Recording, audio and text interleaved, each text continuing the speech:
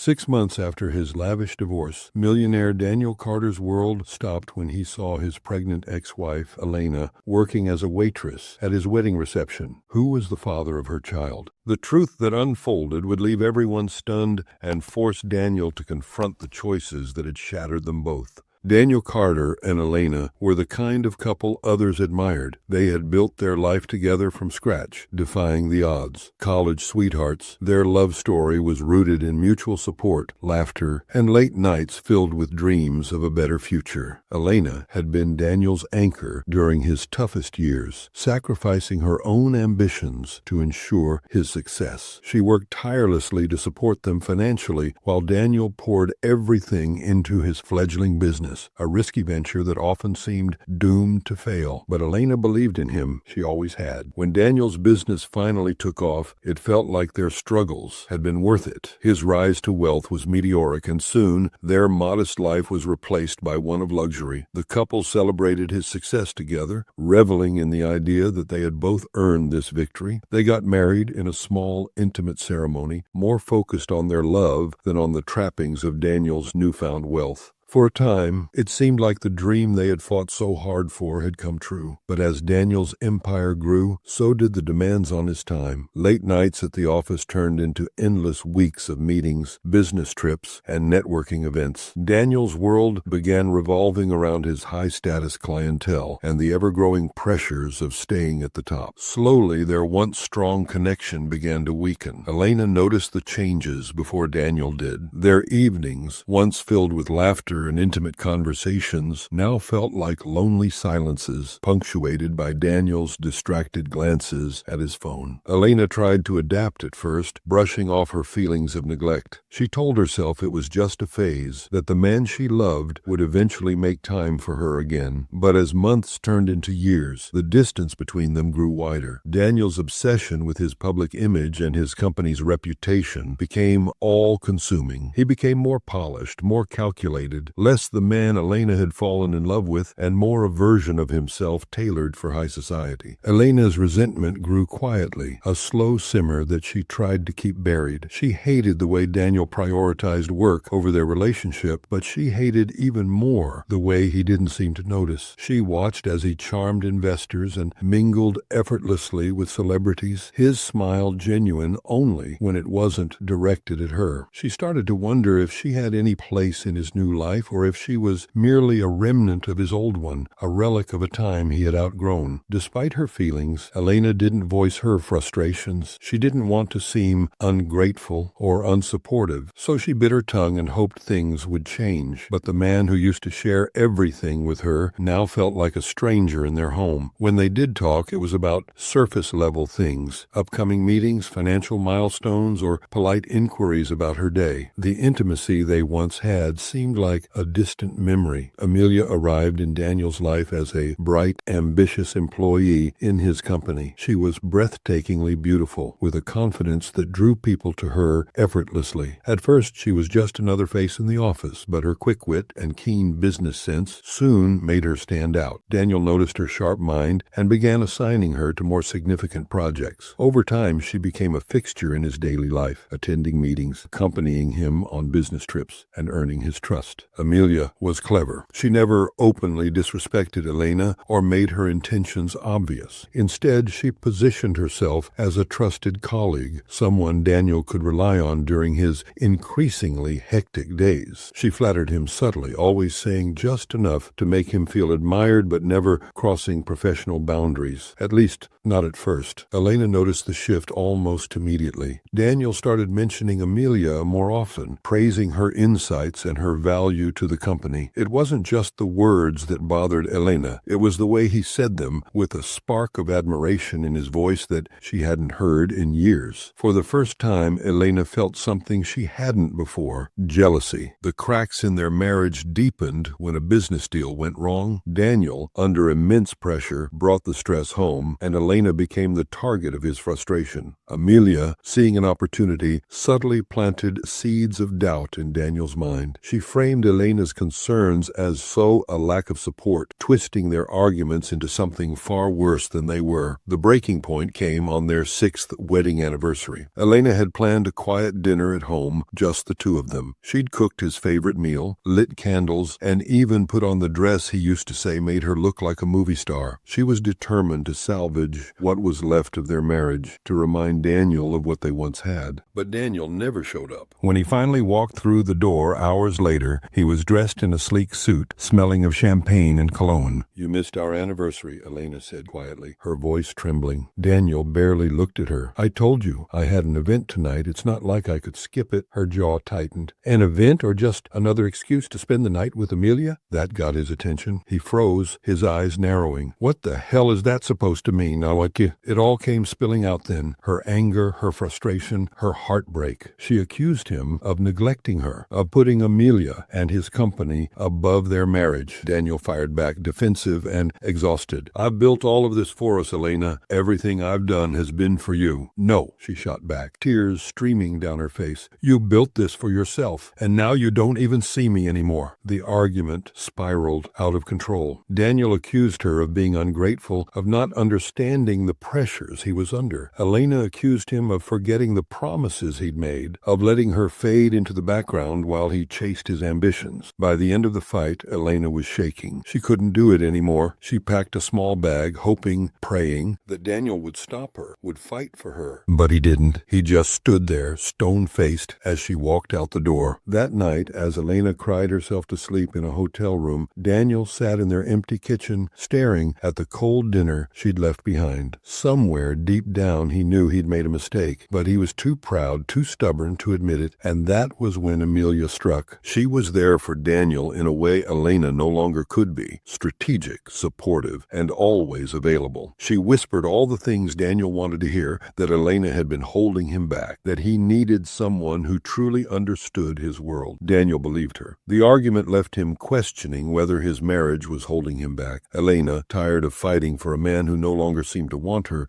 didn't resist when he brought up divorce. She quietly signed the papers, packed her things, and left without a word about the life growing inside her. 6 months after the divorce, Daniel Carter is at the pinnacle of his public life. His wedding reception to Amelia, held at one of the city's most luxurious venues, is the event of the season. The grand ballroom sparkles with chandeliers, their crystal prisms scattering light across a room filled with the city's elite, celebrities, influential business people, and politicians. The guests are impeccably dressed, the atmosphere brimming with champagne-fueled laughter and admiration for the glamorous couple. Daniel stands by Amelia, his tailored suit accentuating his commanding presence, while Amelia, in a sleek designer gown, basks in the attention. Together they look like the perfect power couple, wealthy, beautiful, and untouchable. Yet despite the smiles and accolades, Daniel feels an unshakable hollowness, a gnawing sense that something is missing. He dismisses the thought, attributing it to exhaustion and the weight of public expectations. As the evening progresses, Daniel's polished mask begins to slip. While Amelia mingles with the guests, Daniel steps away for a moment of solitude, surveying the room from the shadows near the bar. That's when he notices a server moving quietly among the tables, clearing plates and refilling drinks. Her face is partially obscured, her uniform plain and unremarkable, but something about her movements catches his attention. As she turns slightly, a shaft of light falls on her face, and Daniel's heart stops. It's Elena. She looks older, her face paler and thinner, but there is no mistaking her. For a moment, the world around him seems to freeze. He stares, disbelief etched into his features, as memories of their life together rush back, her laughter, her quiet strength, the way she had always believed in him. But it's not just the shock of seeing her that leaves him breathless. She's pregnant, her rounded belly unmistakable beneath the loose-fitting uniform. His mind races, piecing together fragments of the past. She hadn't said anything about being pregnant during the divorce. Why is she here? Why hasn't she told him? Unable to stay silent, Daniel moves across the room, weaving through the crowd until he's standing in front of her. Elena freezes when she sees him, her face a mixture of surprise and dread. Her hands tighten around the tray she's holding, but she doesn't say a word. "Elena, what are you doing here?" Elena's eyes flicker with a mix of emotions. She squares her shoulders, refusing to let herself appear weak. "I'm working," she replies curtly. "What does it look like?" Daniel's gaze drops to her stomach, and his voice trembles with barely contained anger and confusion. "You're pregnant." Elena doesn't respond, her silence answering more than words ever could. Daniel's mind reels. His emotions are a chaotic swirl of guilt, anger, and something deeper, an ache he doesn't know how to name. "I need to talk to you," he says. "Not here, somewhere private." "No," Elena says firmly, her voice steady despite tears threatening to spill. "You don't get to do this now, Daniel. You don't get to ask questions after everything." Daniel flinches at her words,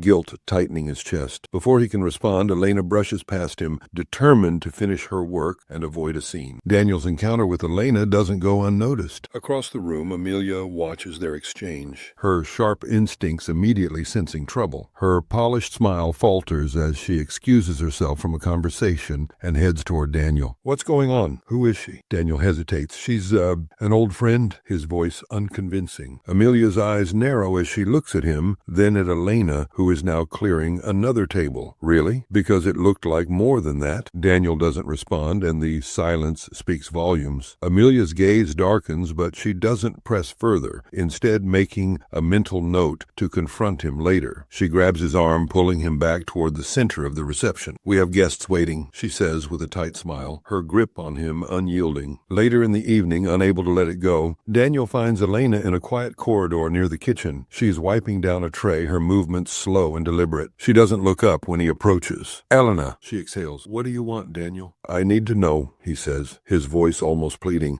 "Is it mine?" Elena hesitates. For a moment, she considers lying, protecting herself from the inevitable chaos his involvement will bring. But something in his voice, something raw and desperate, makes her stop. "Yes," she says finally, "it's yours." The words hit Daniel like a physical blow. He steps back, running a hand through his hair as he processes the revelation. "Why didn't you tell me?" he asks, his tone a mix of anger and hurt. Elena meets his gaze, her eyes flashing with defiance. "Because you didn't care," she says sharply. "You were so busy building your empire and running off with her that you didn't even look back. I wasn't going to beg for your attention, Daniel." Her words cut deep, and Daniel struggles to respond. Before he can, the sound of heels clicking against the floor interrupts them. Amelia appears, her expression a mask of composure, though her eyes betray her growing fury. "What's going on here?" she asks, her voice sharp. Elena straightens, her expression turning cold. "Nothing," she says simply, brushing past them and disappearing down the hall. Amelia turns to Daniel, her lips pressed into a thin line. "We need to talk," she says, pulling him away. Daniel follows reluctantly, his mind consumed by Elena's revelation. The reception continues, but Daniel is no longer present in the moment. His thoughts are consumed by Elena and the baby, and the weight of his choices presses down on him. As he stands beside Amelia, smiling for photos and toasting with guests, he can't shake the image of Elena. She wasn't the vibrant, laughing woman he remembered, and that belly, the undeniable proof that she was carrying his child, made his carefully constructed narrative of self-denial crumble to dust. Daniel couldn't stay away. It took some effort to track her down. He had to use a contact at the hotel to find her employment records, but eventually he discovered her address. When he arrived at her apartment building, it was late evening. The neighborhood was modest but clean, the kind of place Elena never would have had to live in when they were together. He hesitated in front of her door, unsure if he even had the right to be here. But the image of her swollen belly haunted him. She was carrying his child, and he had done nothing to help her. Finally, he nodded. Elena opened the door after a moment, and her expression instantly hardened. She looked at him like he was the last person on earth she wanted to see. "What are you doing here?" she asked flatly. Daniel held up the grocery bags in his hands. "I brought you something. Groceries." Elena crossed her arms, blocking the doorway. "I don't need your help, Daniel." "I know you don't need it, but I want to help anyway." She stared at him for a moment, her jaw tight, before stepping aside to let him in. The apartment was small, but tidy. There were signs of a life in progress, a stack of baby clothes folded neatly on the couch, a crib in the corner, an ultrasound picture pinned to the fridge. Daniel's chest tightened as he took it all in. She was doing this alone. "Nice place," he said awkwardly, setting the bags down on the kitchen counter. Elena gave a humorless laugh. "It's not the penthouse, but I make do." He turned to face her, his voice soft. Elena,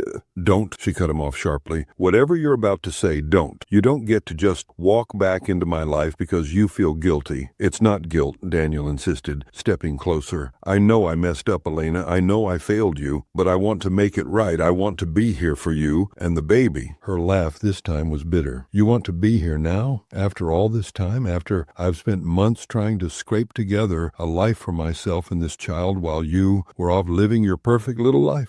It's not perfect, he said quietly. She shook her head, turning away from him. I don't need your help, Daniel. I've already learned how to live without you. He didn't push her further that night, but before he left, he said one thing. I know you don't trust me, and I don't blame you, but I'm not giving up this time. Daniel kept his word. He started showing up regularly, always unannounced, always with something in hand. Sometimes it was groceries, sometimes baby clothes, sometimes takeout from her favorite restaurant. He didn't push her to talk, didn't force his way in. He simply showed up. At first, Elena resented it. She hated that he thought he could fix things with small gestures. She hated that he made her heart flutter when he smiled at her, that a part of her wanted to believe him. But over time, his persistence started to wear her down. He wasn't just throwing money at her problems. He was showing up, time and time again, quietly proving that he was serious. One afternoon, Daniel knocked on her door and handed her a folder. What's this? She asked warily. I signed up for parenting classes, he said. Elena stared at him, her eyebrows raising in disbelief. I want to be ready, he continued. I want to do this right, for the baby, for you. She didn't know what to say. For the first time, she saw a glimpse of the Daniel she used to know, the one who brought her sunflowers and made her laugh until her cheeks hurt. The turning point came during a doctor's appointment. Elena had reluctantly agreed to let Daniel come along after weeks of him asking. When the ultrasound technician turned on the monitor, Daniel's breath caught in his throat. The sound of the baby's heartbeat filled the room, fast and steady. He stared at the screen, his eyes wide with wonder. That's the baby? He whispered. Elena glanced at him and saw something she hadn't expected. Tears in his eyes. That's our baby, she corrected softly. He reached out instinctively, his hand brushing hers, but she pulled away. This doesn't mean I've forgiven you, Daniel, she said. He nodded, wiping his eyes. I know, I'm not asking for forgiveness. I just want to be here. One evening, as they sat on the couch folding baby clothes, Elena finally spoke the words she'd been holding back. I don't know if I'll ever be able to trust you again, she admitted. Daniel looked at her, his expression serious. I'll spend the rest of my life earning that trust, if that's what it takes. Elena didn't respond, but she felt a tiny flicker of hope. Maybe, just maybe, he meant it. As Elena's due date approached, Daniel became more involved. He wasn't perfect. There were moments when his instincts to take control clashed with Elena's hard-earned independence, but he was trying. One night, as he helped her set up the crib, she caught him staring at her. What? She asked, raising an eyebrow. You're incredible, he said simply. Elena rolled her eyes but couldn't hide the small smile tugging at her lips. As Daniel spent more time with Elena, memories of their marriage came flooding back. He started noticing cracks in the story Amelia had spun, the things she'd said about Elena's unhappiness, the way their relationship had unraveled so suddenly. It didn't sit right. Then one day, while reviewing old company files, he stumbled across an old email chain involving Amelia and one of his former assistants. Something about it gnawed at him. Why had this assistant suddenly quit after he and Elena had separated? Daniel decided to track them down. The former assistant, reluctant at first, eventually confessed everything. She didn't like Elena. She used to say things like how Elena didn't fit into your world or how she was holding you back. And she wasn't shy about it either. She made it pretty clear to everyone around her that she wanted you for herself. Daniel Dew felt a chill run down his spine. The assistant continued, their voice growing more confident as the floodgates opened. Amelia had me intercept emails and messages from Elena to you. She said it was for your own good, that you didn't need distractions while you were working. And there was that one letter. What letter? Daniel asked sharply. The assistant swallowed hard. Elena wrote you this long, emotional letter. I don't know exactly what was in it, but Amelia told me to make sure it never got to you. Daniel's fists clenched under the table. I didn't want to do it, but Amelia was intimidating. She had a way of making people do what she wanted, and I needed the job. They handed Daniel a thumb drive. I saved a few things just in case. Emails, memos. I don't know if it's enough, but it might help. Daniel took the drive, his mind spinning. Back at his penthouse, Daniel plugged the drive into his laptop. The evidence was damning. Emails from Amelia, explicitly outlining her plans to drive a wedge between him and Elena, messages bragging about how she'd intercepted communications. He confronted Amelia that evening. She was sitting in their living room, sipping wine and scrolling through her phone. "We need to talk," he said, his voice cold. Amelia glanced up, frowning. "What's wrong, Rod?" He set his laptop on the coffee table and hit play. Her own voice filled the room, laughing, as she talked about how easy it had been to manipulate him. Amelia's face went pale. "Where did you get that?" she demanded, standing up. "It doesn't matter," Daniel said, his tone icy. "What matters is that I know the truth. You lied to me, Amelia. You manipulated me. You destroyed my marriage," she scoffed, crossing her arms. "Oh, please, I didn't destroy anything. You and Elena were already falling apart. I just gave you a little push." "A little push?" Daniel's voice rose. "You intercepted her letters. You fed me lies about her. You sabotaged everything." Amelia's mask slipped. Her eyes narrowed, her voice dripping with venom. "You're welcome, by the way. Elena was a nobody, Daniel. She didn't understand you, didn't belong in your world. I made you who you are today. If it weren't for me, you'd still be stuck with her, wasting your potential." Daniel stared at her, disgusted. "You didn't make me. You ruined me." He turned and walked out of the room, leaving her standing there, seething. The next morning, Daniel presented the evidence to the board of directors. The emails, the recording, and testimony from the former assistant painted a damning picture. The board, disgusted by Amelia's actions, voted to remove her from her position. She was stripped of her shares and forced out of the company. During their divorce proceedings, Amelia attempted to claim half of Daniel's wealth and significant shares in the company, but Daniel's legal team countered with the evidence of her fraud and manipulation. The judge ruled overwhelmingly in Daniel's favor, leaving Amelia with a fraction of what she demanded. Her public reputation took a devastating hit when the story leaked to the press, painting her as a conniving social climber who'd destroyed Daniel's first marriage. Her glamorous life crumbled. Amelia's final scene is one of desperation and humiliation, alone in her cold, empty apartment, scrolling through news articles tarnishing her name. She reaches for her phone to call someone, anyone, but no one answers. With Amelia gone, Daniel turned his focus back to Elena and the baby. He'd stepped back from his company, choosing instead to focus on rebuilding the parts of his life he'd neglected for so long. One quiet evening, he arrived at Elena's apartment. She opened the door, holding their newborn in her arms. Her face was tired but radiant, her hair pulled into a messy bun. Daniel stood there, speechless for a moment. "What are you doing here, Daniel?" she asked, her tone softer than before. I wanted to see both of you," he said, his voice breaking. Daniel sat on the couch carefully, cradling the baby in his arms for the first time. Tears welled in his eyes as he looked down at his child, this tiny life he was now responsible for. Elena leaned against the doorway, her expression guarded, but not unkind. "You have a lot to prove, Daniel, but for their sake, I'll give you the chance." The story ends with Daniel sitting on the couch, holding his child, while Elena watches from the doorway. The three of them are far from a perfect family, but there's a glimmer of hope, a promise of redemption, and the possibility of a better future.